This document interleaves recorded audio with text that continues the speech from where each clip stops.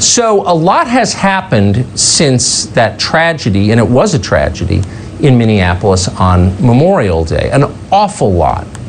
And most of it has been bad for the weakest among us. There has been a massive uptick in violence across the country. Homicides are up 24% in America's biggest cities. Here's a look at the consequences. This is 9-year-old Janari Riggs. Instead of planning his future, his parents are planning his funeral. Chicago police say they've worked around the clock to find the suspect that fired multiple rounds Friday evening in the 900 block of North Cambridge, killing Janari. The Portland Police Bureau says the amount of shootings doubled compared to a year ago, the worst the city's seen in 30 years. There have been so many shootings in the first 7 months of 2020 that we are now ahead of the total of 776 for all of last year. The story of the city's youngest murder victim, 1-year-old baby DeVell Gardner Jr., who was shot and killed in his stroller at a barbecue, hurt everyone with a heart and a conscience. Boy, that is sad. So what are our elected representatives doing to protect us from this chaos? Well, from their responses, you would be forgiven for thinking the government works for the criminals against you and your interests. In Minneapolis, city government moved to eliminate their police department. Here's what happened after they did that. With a segment of the public and the city council against them, the police union says morale is terrible. Officers don't proactively police and are reluctant to use force. Victor Herrera is just trying to run his restaurant. In the night, it's no security, sure. So a lot of people try to get inside in the back. I stealing things in the back, and we need more police. City government sent a memo out in Minneapolis telling citizens when they were confronted by criminals to just give up your cell phone and your wallet. Yeah. In Seattle, the city council tried to ban police from using tear gas to control rioters who were torching local businesses. Gangs, of course, swooped in to take advantage of the government-mandated lockdowns, recruiting boys who should be at school or at work. This trend, by the way, doesn't just apply to New York City, big metropolises. It applies to places like Olympia, Washington as well, Fort Wayne, Indiana, Green Bay, Wisconsin, Milwaukee. Thanks to the work of freelance journalist Michael Tracey, we know that businesses in those cities have seen the worst violence and looting they've experienced in decades. Much of it, by the way, irony of irony, affects immigrants who showed up here with no money, no privilege, and tried to get their piece of the American dream only to see it short-circuited by the violence. These are some of the pictures in Tracey's piece showing the destruction. Take a look. They're important. Please don't hurt us, reads a sign from a convenience store owned by a Mexican-American. He said he was looted. That's in Minneapolis. That's the epicenter of the destruction. There are dozens of pictures like this. The damage has been permanent, by the way. Big retailers have begun rebuilding. Smaller businesses are still fighting to obtain insurance money. Many are giving up and closing for good. Michael Tracey is the man who wrote that piece and took those pictures. He's a freelance journalist. He joins us now. Michael, thanks so much for coming on. I'm struck by two things. One, how good this piece is and how arresting the images are.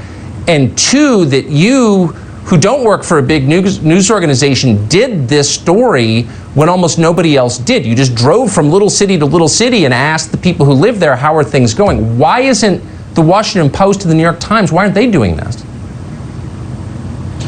Well, that's true, Tucker. I mean, it wasn't rocket science. We were told that this was the biggest protest movement ever in U.S. history, or at least the New York Times very excitedly reported that.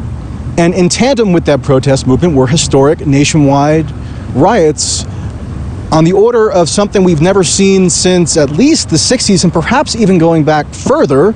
So as somebody with a journalistic instinct, I wanted to see for myself how communities were dealing with the aftermath, what the attitudes toward what transpired were, and I just wasn't really getting that from the sort of mainstream organs that you would expect to be covering a story of such purported significance. And you're right, I mean, just traveling around, I can't tell you how many boarded up establishments I've seen. It's impossible to keep a tally, and this is across the entire country. I've driven across the continental United States.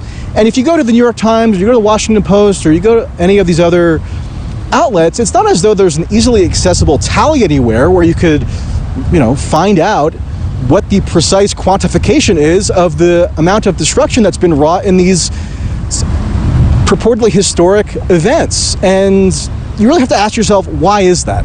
Why has journalistic resources not been deployed to illuminate the scope of what occurred? It's a pretty simple question to pose, and yet the answer seems to be elusive.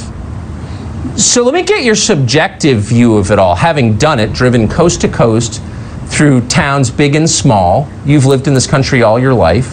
What's it like? How extensive is the damage? The damage is beyond anything that I've witnessed, and in my lifespan, which isn't that long, thankfully, but also beyond anything I understand to have happened in the United States, again, since at least the 1960s and perhaps earlier. I mean, I think there are components or features of these particular riots that differ from the 1960s, where these are very much multiracial in nature in terms of the perpetrators. So you have certain cities in which the protesters or the rioters are more white than the police forces which have been dispatched to control or monitor them, which is sort of interesting sociologically, wouldn't you say? And, you know, again, when you go to, you know, even some relatively sparse locales, like you mentioned in the intro, Green Bay, Wisconsin, Olympia, Washington, and then in combination, obviously, with Chicago and Seattle and Philadelphia, again, the enormity of this just has not been anywhere near close to conveyed by the information sources which the public relies upon for accurate depictions of what's going on in the country around them. And that, to me, is disturbing as a citizen in addition to a journalist. Another thing that I noticed when speaking to the residents of a lot of these places, many of whom are minority, many of whom are recent immigrants, as you noted, whose livelihoods have been completely upended, is that their sentiments differ markedly from the activists and journalists who profess to be speaking on their behalf. These residents, again, largely non-white, tend to be far more scornful, far more condemnatory of what has racked their communities than the pundits and the activists who gallivant around and claim to be their representatives in the popular discourse. Could not be a wider gulf there, and that also has not been anywhere near close to adequately conveyed. Yeah, so that's journalism. When a reporter actually gets out on the road with a car and a notebook and asks people questions, you find surprising things. So Michael Tracey, thank you so much. I hope our viewers will read your piece. It's worth it. Appreciate it. All right, thanks, Tucker.